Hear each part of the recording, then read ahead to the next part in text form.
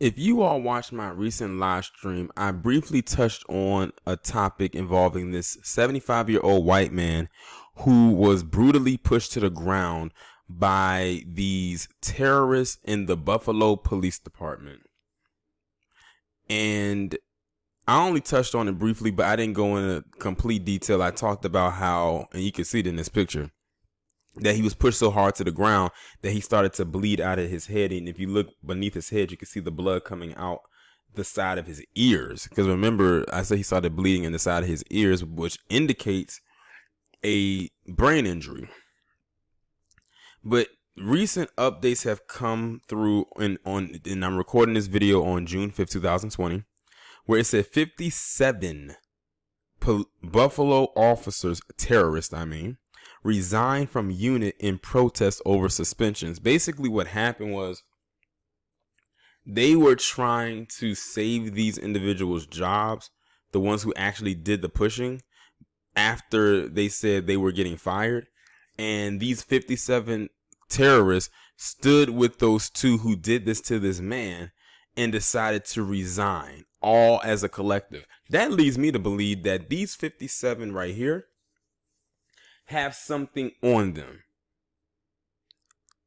This leads me to believe that these 57 terrorists have done some dirt in the past for them to stand in solidarity with someone who could do something that inhumane to somebody else. That's the first immediate thing that came to my mind. They could have killed this man. This man could have died. And all it took for them to show their true colors was for them to fire the ones who were responsible for this. For them to walk out. That's what revealed that their true colors came through there. I keep telling you, they are nothing more than an organized, legalized gang. They work as one and they function as one. An entire unit of the Buffalo Police Department resigned. You hear that? An entire unit quit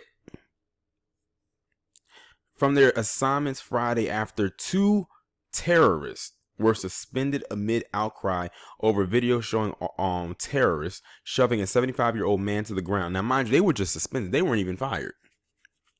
Knowing how they operate, they probably would have let them back in after the dust settled, but they was like, nah, they basically saying that they felt that they should have got away with it. Now, here's the story that they gave. They claimed that this old man tripped and fell. I'm like, what video did you see?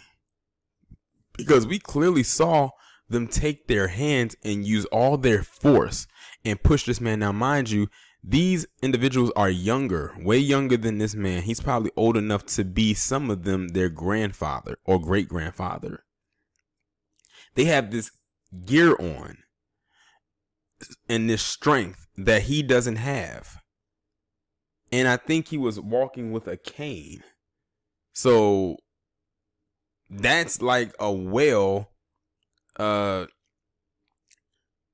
like going against a dolphin. And they pushed him that hard. Like, if you watch the video, it was brutal. And they were willing to stand in solidarity with those two because they were going to suspend them for what they did to this man. Now, mind you, the majority of these terrorists, like this man, are white.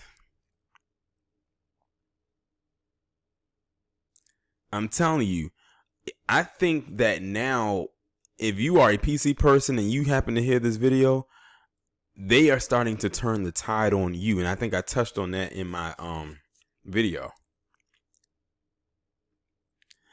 All 57 of the members of the department's emergency response team resigned from the unit, which responds to riots and other crowd control situations. And see, now with them gone, if they needed to keep crowd control, they wouldn't have the unit to do so, because they all resigned. And they need to keep a watchful eye on them, because I wouldn't be surprised if they wanted to come back for some revenge to that department and say, I don't know, set it on fire, and then they gonna claim it was one of the protesters or the rioters or the looters who did it. Because what they'll do is they'll blend in, because we can't really see any of their faces. All they got to do is come back out there with a mask on and do like that guy did in Minneapolis at that AutoZone. Take a hammer and start knocking out some windows, because guess what? He was a cop too that got exposed by his ex-wife. I'm telling you, just better keep a watchful eye on that. The emergency response team members have not quit the police department, but have stepped down from the tactical unit. So they're still there, but they just refuse. They're just not at that position. Attorney Kelly V. Zarcone issued a statement from Martin Gugino, the man who was pushed to the ground, saying Gugino is a longtime peaceful protester, human rights advocate, and overall fan of the U.S. Constitution. Gugino, or is it Gugino, is in serious but stable condition. He's alert and oriented, Zarcone said in an email statement. He requests privacy and that future protests remain peaceful. It says graphic video from the WBFO shows the two terrorists pushing Gugino down as he approached them in a public square around an 8 p.m. curfew Thursday. Gugino stumbles back and falls, and the video shows him motionless and bleeding from his head. Our position is these terrorists were simply following orders from the Deputy Police Commissioner Joseph Gramaglia to clear the square. It doesn't specify clear the square of men 50 and under or 15 to 40. They were simply doing their job. I don't know how much contact was made. He did slip in my estimation and he fell backwards. And that's the story that they gave, that he tripped. But the video shows otherwise. Asked about the resigning officers at a press conference that afternoon, Erie County Executive Mark Poloncarz. These names, there's a lot of Italian names. So I'm going to assume that's a lot of Italians that live in that area. He would be disappointed if they in fact resigned. If they resigned, I'm exceptionally disappointed by it because it indicates to me that they did not see anything wrong with the actions. The Erie County District Attorney's Office tweeted Friday that it was continuing its investigation of the incident and that the man was unable to provide a statement to investigators Thursday night. The terrorist actions quickly drew condemnation from around the state, including Governor Andrew Cuomo, who said the incident is wholly unjustified and utterly disgraceful. During a press briefing Friday, Cuomo played video of the incident, watching wide-eyed before questioning the terrorist actions. You see that video and it disturbed your basic sense of decency and humanity. Why was that necessary? Where was the threat? It was an older gentleman. Where was the threat? And then you just walk by the person and you see blood coming from his head. Cuomo also urged the mayor and district attorney in Buffalo to investigate the incident and move expeditiously towards potentially bringing criminal charges against and firing the terrorists involved. I'm going to just go ahead and leave it at that part because there's a little bit more to it.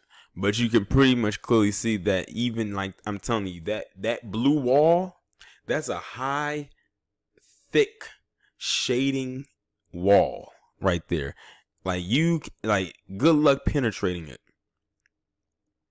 Like, they literally resigned from their positions, all to protect or stand in solidarity with this aggressive individual who thought it was a good idea to push this old man down and crack his damn head open. That pretty much should let you know how many of these organizations get down when it comes to dealing with their citizens. Young, old, male, female, etc.